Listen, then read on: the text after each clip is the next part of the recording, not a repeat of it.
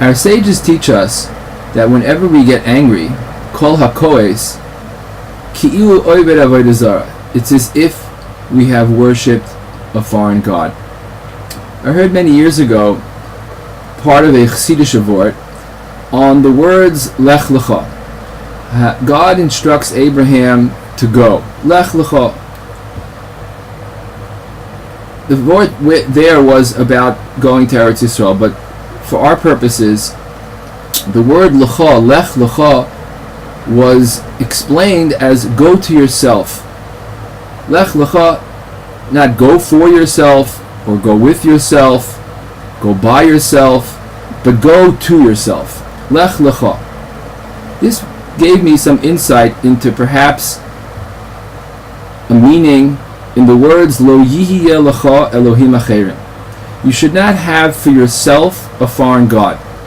This is obviously the second of the 10 commandments, where we are instructed, commanded by God Himself at Mount Sinai not to worship a foreign god. I'd like to suggest, sounds a bit like a drush, but with this insight that I learned years ago in this Chassidish word of Lech Lecha means go to yourself, perhaps we could say Lo yihiyeh lecha Elohim acherim. You should not make yourself into a foreign god. Don't make the self that you are foreign. Be the self that you really are. As we said in the first short little video, the true self that we are is when we're connected to I am the Lord your God. Anochi Hashem Elokecha. I am your you, as we said in the name of Rav Hirsch. Here in the second commandment, the root of all negative commandments, perhaps the root of all negativity that needs to be done away with. The world should be emptied out from negativity, from idolatry. But what is the idolatry?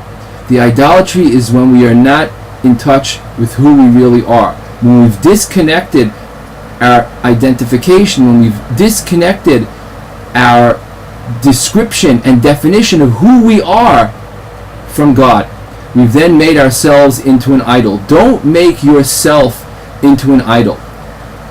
To review, we said also in the first short little video, Lo yihiyeh b'cha el zar.